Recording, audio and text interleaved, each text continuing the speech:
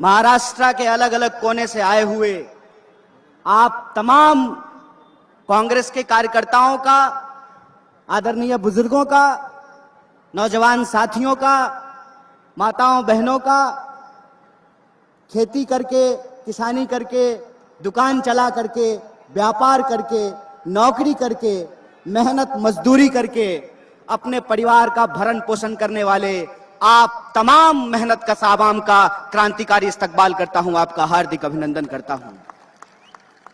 दोस्तों, मैं आपसे दो चार बातें कहूंगा क्योंकि यह मौका है पार्टी के स्थापना दिवस का, भारतीय राष्ट्रीय कांग्रेस के स्थापना दिवस का। उससे पहले मैं मंच पे मौजूद अपने सभी आदरणीय नेताओं का और मैं खास करके जीशान को धन्यवाद देना चाहता हूं क्योंकि जीशान भाई मेरे से पहले आए और सभी नेताओं का नाम लेकर के स्वागत कर दिया है। तो मैं इकट्ठे आप तमाम लोगों को शुक्रिया अदा करता हूं, आपको धन्यवाद करता हूं। और मैं विशेष रूप से धन्यवाद करना चाहता हूं मुंबई कांग्रेस के हमारे तमाम पदाधिकारियों का कि इस खास मौके पर उन्होंने मुंबई आने का मौका दिया है। क्योंकि हम लोग जब स्कूल में पढ़ते थे तो इतिहास की किताब में पढ़ाया जाता था कि 28 दिसंबर को 1885 में, उस समय बंबई कहा जाता था, बंबई में 72 डेलीगेट्स आए थे पहला पार्टी अधिवेशन में। भारतीय राष्ट्रीय कांग्रेस के पहले अधिवेशन में 72 लोग आए थे, ओनली 72। और इसी शहर से भारतीय राष्ट्रीय कांग्रेस इस देश के इतिहास में अपना योगदान शुरू की। और मैं इस बात को दावे के साथ कह सकता हूं कि आधुनिक भारत का आधार अगर कोई पार्टी है तो उस पार्टी का नाम भारतीय राष्ट्रीय कांग्रेस है। आज जब मैं अपने देश भर के जुझारू कार्यकर्ताओं को पार्टी स्थापना दिवस की, अपने देशवासियों को पार्टी स्थापना दिवस की बधाइयां दे रहा था तो मेरा भाजपा का एक दोस्त हमको बोला कि भाई इस पार्टी को तो एओ ह्यूम ने बनाया था। हमने कहा सुनो ना, तुम्हारे घर में जो बल्ब जलता है ना उसको भी किसी अंग्रेज बनाया है, फोड़ के फेंक दो उसको। मैं एक बात आप लोगों से कहना चाहता हूं और ये एक एक कार्यकर्ताओं को जानने के लिए जरूरी है कि विज्ञान का कोई देश नहीं होता है, ज्ञान का कोई देश नहीं होता है। विज्ञान और देश सार्वभौमिक होता है, वर्ल्ड वाइड होता है, इस बात को याद रखिएगा। और जो 1885 में पार्टी बनी, उस पार्टी को नया स्वरूप और नया कलेवर अगर किसी ने दिया तो 1920 के बाद उस महान इंसान का नाम महात्मा गांधी है, इस बात को याद रखिएगा। और आज हम जिस भारतीय राष्ट्रीय कांग्रेस का झंडा बुलंद कर रहे हैं, जिसके बारे में हमारे युवा आमदार जीशान ने कहा, वो भारतीय राष्ट्रीय कांग्रेस महात्मा गांधी के विचारों पर चलने वाली कांग्रेस है, जो कहते थे रघुपति राघव राजा राम, पतित पावन सीताराम, ईश्वर अल्लाह तेरो नाम, सबको सन्मति दे भगवान। और हमको गर्व है इस बात का कि 1885 में बनी भारतीय राष्ट्रीय कांग्रेस 1920 में महात्मा गांधी के नेतृत्व में, पंडित जवाहरलाल नेहरू के नेतृत्व में, मौलाना अबुल कलाम आजाद के नेतृत्व में और सरोजिनी नायडू के नेतृत्व में, सरदार वल्लभ भाई पटेल के नेतृत्व में, सुभाष चंद्र बोस के नेतृत्व में वो पार्टी पूर्ण स्वराज का मांग करती है। और वो कहती है आधी अधूरी आजादी नहीं चाहिए, आजादी चाहिए तो पूरी आजादी चाहिए। और हमें गर्व है कि वही भारतीय राष्ट्रीय कांग्रेस 15 अगस्त 1947 को देश को अंग्रेजों से आजाद कराती है।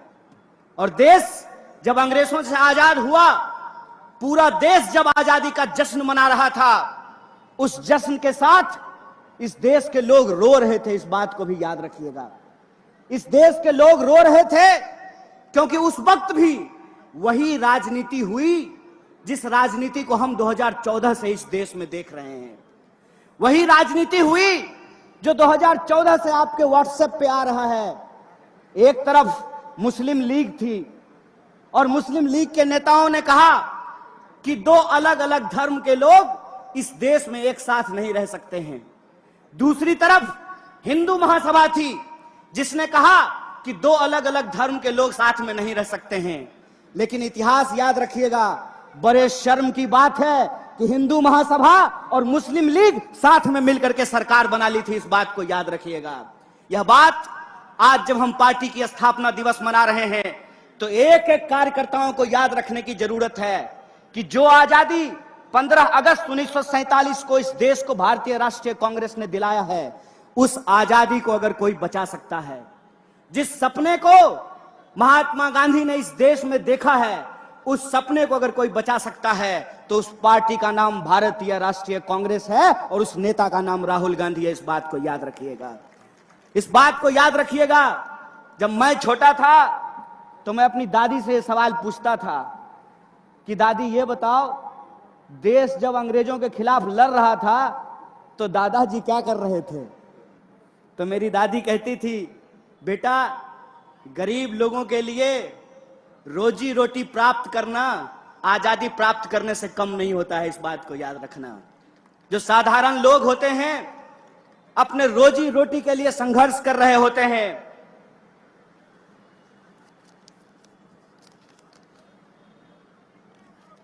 अपने रोजी रोटी के लिए संघर्ष कर रहे होते हैं, लेकिन देश जब परिवर्तन की ओर उन्मुख हो, देश में जब कोई बदलाव हो रहा हो, तो उस बदलाव में शामिल होना सौभाग्य की बात होती है।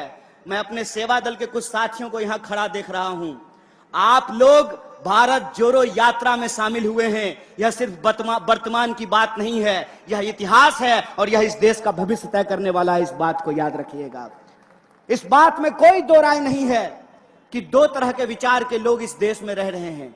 एक वो हैं जो इंसान को आपस में बांटना चाहते हैं, एक वो हैं जो नफरत की भाषा बोल रहे हैं, एक वो हैं जो इंसान को आपस में उनकी पहचान के आधार पर लड़ा रहे हैं, एक वो हैं जो इस देश के लोगों का रोजी रोटी छीन करके अपने दोस्तों की तिजोरियों में भर रहे हैं।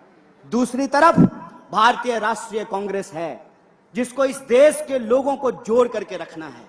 उनके बीच में मोहब्बत का पैगाम और संदेशा लेकर के जाना है। उनको इस बात को इंश्योर करना है कि इस देश के भीतर सबके लिए रोजी रोटी का इंतजाम होगा। यह देश सबका है, सिर्फ प्रधानमंत्री के दोस्त का नहीं है। इस बात का हमको संघर्ष करना पड़ेगा। इसीलिए जब आज हमारे सामने दो तरह के विचार है, एक तरफ वो लोग हैं जो नफरत की भाषा बोल रहे हैं, तो दूसरी तरफ हम तमाम लोगों को मोहब्बत की भाषा बोलनी पड़ेगी। एक तरफ वो लोग हैं जो दंगा फैलाने की बात कर रहे हैं, हिंसा करने की बात कर रहे हैं, तो हमको आपस में मिलजुल करके एकजुट होकर के रहने की जरूरत है। और आप लोगों, अगर आपको वीडियो पसंद आया हो तो वीडियो को लाइक करें, शेयर करें और चैनल को सब्सक्राइब करें।